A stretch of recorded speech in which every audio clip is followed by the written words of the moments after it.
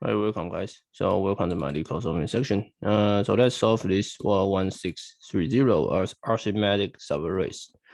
Yeah, so I think everybody knows what's arithmetic progressions. So basically you have an array and each element, their difference is the same. So this guy difference is 2, this guy is 0, this guy is -4, and the following sequence this is what? Not arithmetic, right? So this is called arithmetic progressions. Okay, so this problem is a very stupid. So somebody give you an array, right? And then you have A, Y, and R.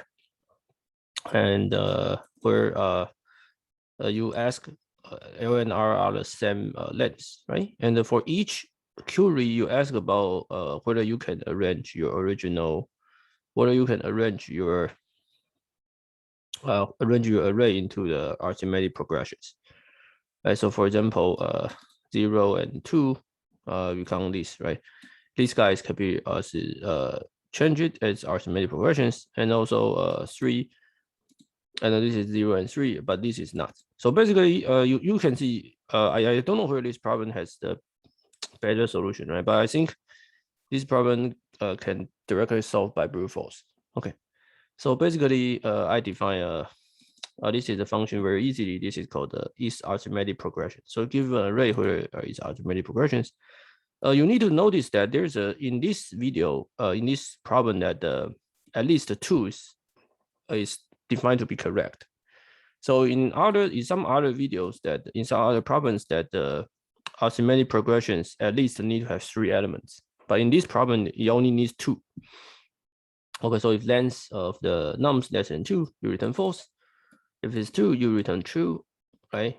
Otherwise, they define a difference with the first 2 elements, and then you go through an array and check whether the difference is the same, right? If you see something is different, then you return false. Otherwise, you return true. Okay. Then you just go through it, right? Brute force, you define your results to be, let's see, result to be empty, right? And then you can for I in let's say you can define n to be, let's say, length of L, right? And then for I in range n, you can define a subarray. Let's say you take subarray nums to be R of I, L of I and R of I, right? R of I, but you need +1 because it's inclusive. And I guess you can sort it this,